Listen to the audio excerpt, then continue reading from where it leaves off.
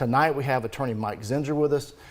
Mike is a specialist in our office handling a lot of this Camp Lejeune, I guess, issues, so to speak. And Mike, one of the things I want to talk about, how did we get here? You know, I mean, you know, you see a lot of advertising on television from these nationwide law firms that are pushing, hey, if you've been injured, you know, give us a call.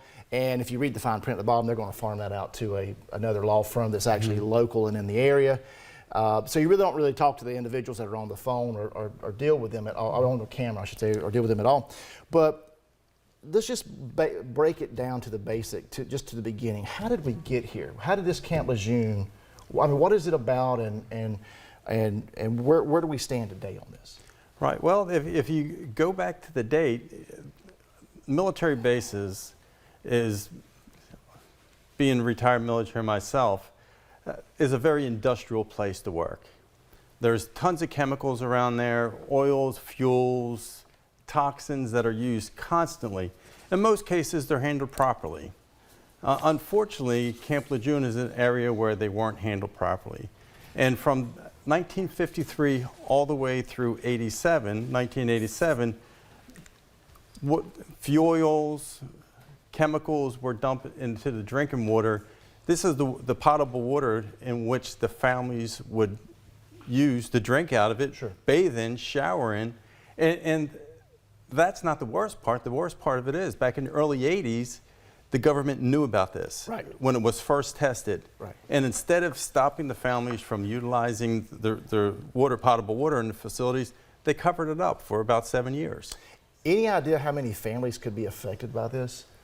Yeah, there's about, we expect about 1 million people were affected from 1953 onward. Really? Now, many of those are probably dead from their early 50s from cancers or whatnot, but family members are still entitled. Some of these. So that brings up another point. The person that was stationed at Camp Lejeune, you know, we just had a slide up and it was talked, you know, saying basically if you have resided, I guess, or been at camp or exposed or been there at Camp Lejeune for more than 30 days or around 30 days. Now, is that a consecutive 30-day period, or is that a group of weeks that you could come and go? Or how does that work? That's it.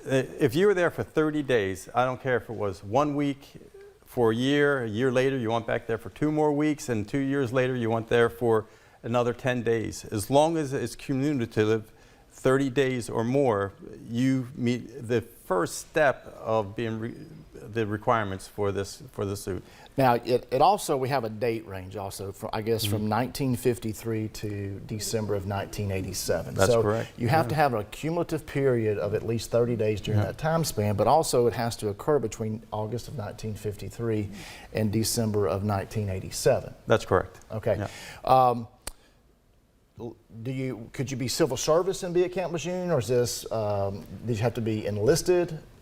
Does it matter? It really doesn't matter. In fact, there's going to be a lot of civilians that were affected this, because you got to remember, military, they go to a duty station, they're there for 2 years, 3 years, 4 typically at the most, and transfer out.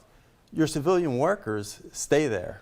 They're there for 20, 30 years in that environment. And their families are, you know, that's same with the military.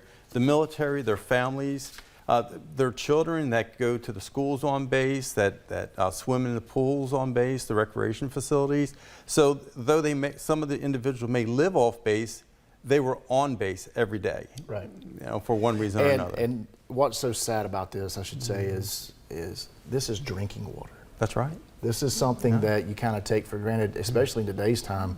You go down to the store, you get a bottle of water, you go to a vending machine, or you even turn on the faucet. But back in those days, you didn't have bottled water that was readily accessible.